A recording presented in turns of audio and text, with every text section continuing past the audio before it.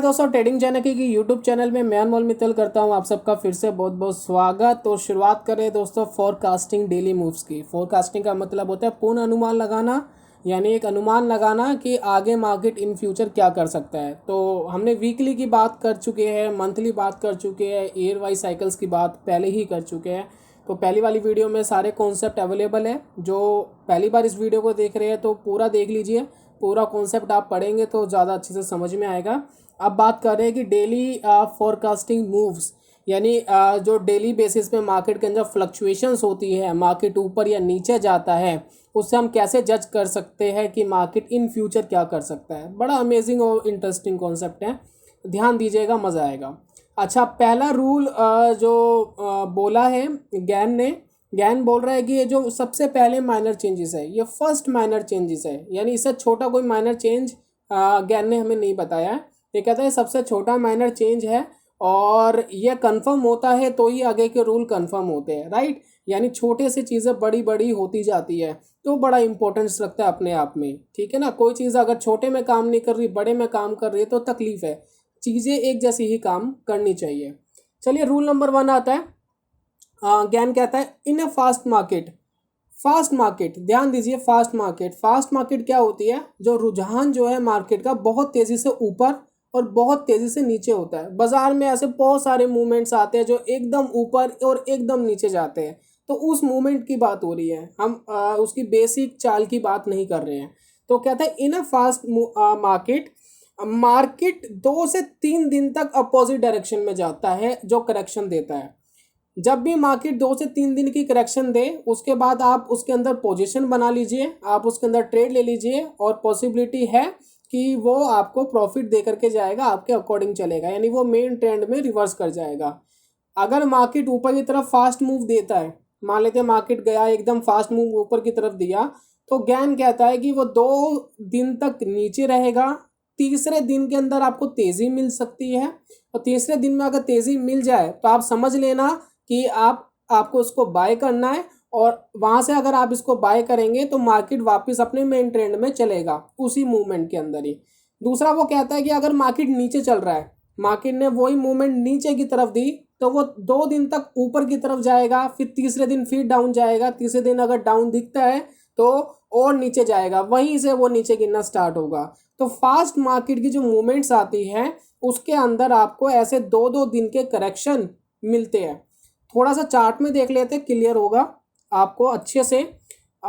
हमने यह रिलायंस का एक चार्ट लगाया हुआ है। रिलायंस का टेक्निकल चार्ट है, 1 डे का टाइम फ्रेम है, एक ही दिन का टाइम फ्रेम है।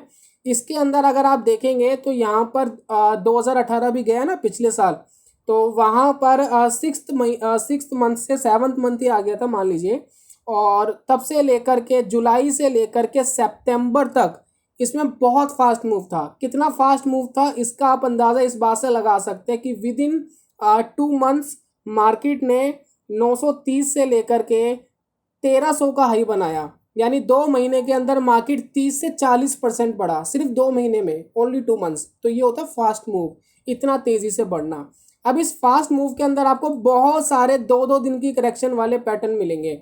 जैसे कि आप ये देखिए, यहाँ पर एक दिन नीचे, फिर दूसरा दिन नीचे, तीसरा अप, ठीक है, 2 दिन का करेक्शन कंप्लीट, यहाँ पर 2 दिन का करेक्शन कंप्लीट, यहाँ पर 2 दिन का करेक्शन कंप्लीट, वापस ट्रेंड में, फिर 2 दिन का करेक्शन कंप्लीट, फिर यहाँ 2 दिन का करेक्शन आया, फिर ऊपर, और लास्ट में आकर के ट्रेंड जो है वो पूरा रिवर्स कर गया, यानी वो फास्ट नहीं रहा, ठीक है ना, फास्ट नहीं रहा, वो अब चेंजिंग कर गया।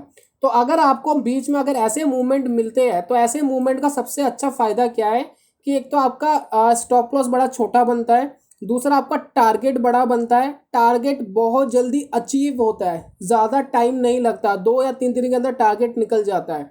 तो ऐसे मूव्स के अंदर आप इस तरीके की ट्रेडिंग कर सकते हैं। कई लोग डर जाते हैं ना, एकदम ऊपर जाता है मार्केट, अरे बड़ा महंगा हो गया, बड़ा महंगा हो गया। नहीं, महंगा नहीं हुआ, 2 दिन की करेक्शन का वेट कर लीजिए, उसके थोड़ा सा नीचे स्टॉप लॉस लगा लीजिए और एक चांस ले लीजिए कि अब यहाँ से जो मूवमेंट है वो वापस ऊपर जाएगा।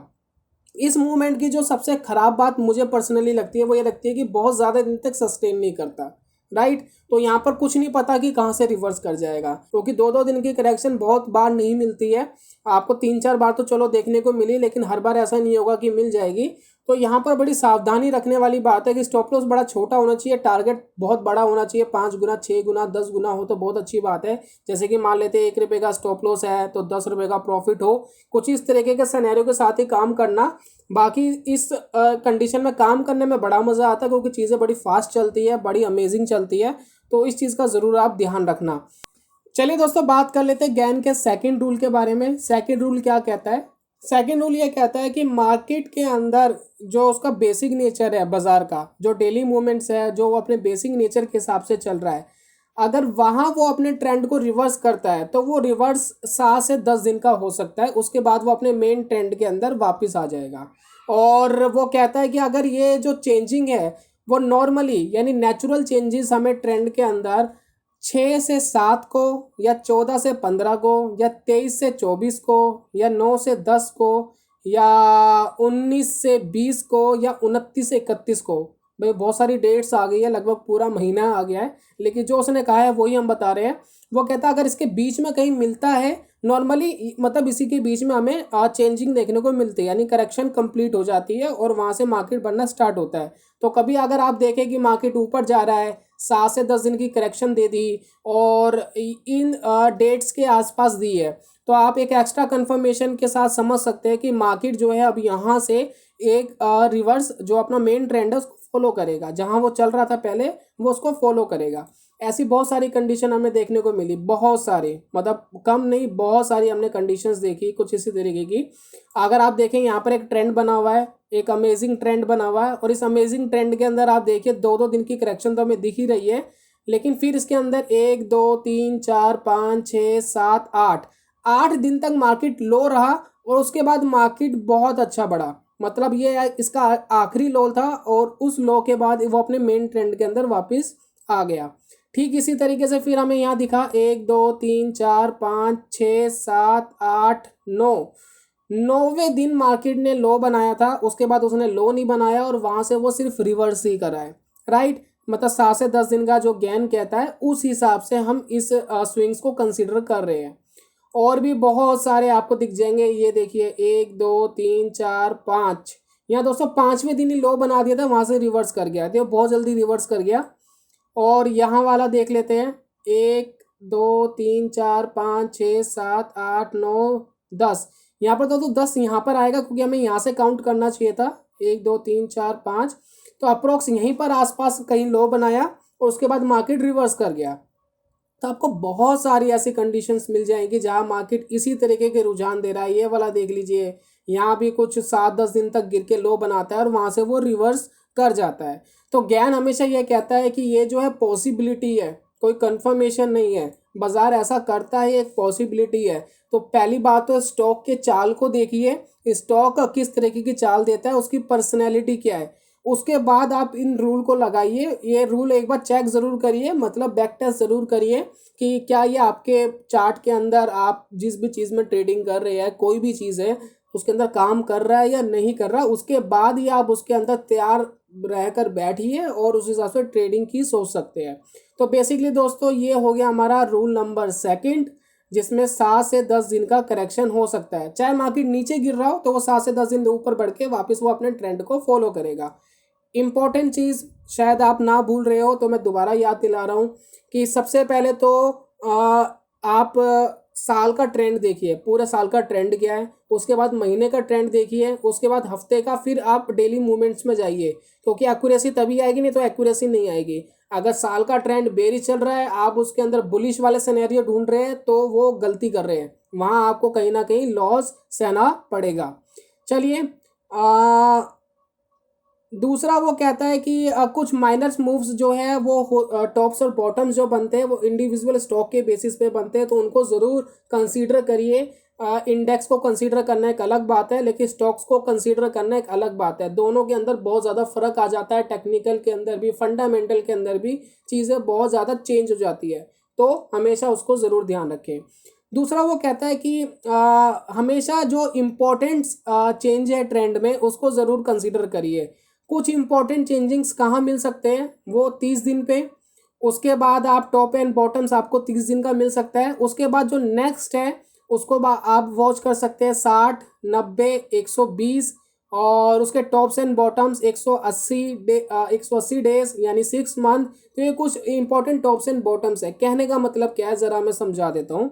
वो ये कहता है, अगर आपको थोड़ा सा ट्रेंड को एनालाइज करना है, मान लेते हैं कोई भाई कहता है कि मुझे पिछले 1 महीने का ट्रेंड जानना है कि मार्केट का पिछले 1 महीने का रुझान कैसा है। तो यहाँ पर उसको अक्टूबर में याद आया कि मुझे भाई अक्टूबर से देखना है कि क्या ट्रेंड था, क्या पॉसिबिलिटी थी।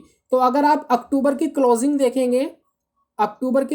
देखेंगे तो यहाँ पर ये 781 पे इसने क्लोजिंग दी। और उससे पहले वाले दिन की अगर एंडिंग देखेंगे, उससे पहले वाले महीने की क्लोजिंग देखेंगे, तो वो जो क्लोजिंग थी अप्रॉक्स इसके आसपास ही थी। तो आप इसको कह सकते हैं कि एक ऐसी कंडीशन है जहाँ मार्केट बुलिश ही था, चाहे वो थोड़ा से मार्जिन के अंदर था। फिर आप ऐसे देख सकते हैं भाई, लास्ट वाले मंथ की क्लोजिंग 780 पे थी और इसकी क्लोजिंग होगी 944 रुपये, 944 पे। तो आप ये देख सकते हैं कि ये बुलिश था। तो हमेशा आप ट्रेंड को पहचानने के लिए पिछले टॉप्स और बॉटम्स को देख सकते हैं कि वहाँ से मार्केट ऊपर गया है या नीचे गया है, ताकि पहचान में आए कि मार्केट बुलिश है या बियरिश है, राइट। और यहाँ पर जो 30 दिन का मूव था जो इसने बताया कि आप एक बार ट्रेंड जो है मूवमेंट चेंज मिल सकती है। तो 30 दिन तक मार्केट अप था, उसके बाद मूवमेंट एक नीचे आ गई। तो इस तरीके से आप वॉच कर सकते हैं कि मार्केट अगर लगातार 30 दिन तक बढ़ रहा है, 60 दिन तक, 90 दिन तक, और टॉप बना रहा है, तो कहीं ना कहीं वो करेक्शन कर सकता है उसके आसपास से। तो छोटे छोटे स्टॉप लॉस लेकर के ट्राई करते रहे, जहाँ पर आइडिया क्लिक हुआ वहाँ बहुत ज़्यादा मुनाफा आ जाएगा। चलिए, ये भी रूल हो गया ख़त्म। दूसरा वो कहता है कि अगर आपको एनुअली देखना है, अगर आप ईयरली का ट्रेंड पहचानना चाहते हैं, तो जनवरी यानी हर जनवरी को 2 से 7 तारीख या फिर 15 से 21 तारीख का जो प्राइस था और उससे अगले साल जनवरी के अंदर जो प्राइस था, आप उसको कंसीडर कर लीजिए और चेक करिए कि वहाँ से कीमत बढ़ी है या कम हुई है। उससे क्या होगा, आपको ट्रेंड पहचानने में मदद मिल जाएगी और पॉसिबिलिटी रहती है कि वहाँ से मार्केट अच्छा सपोर्ट और अच्छा रेजिस्टेंस लेकर के मेंटेन करे। समझा देता हूँ क्या चीज़ है ये।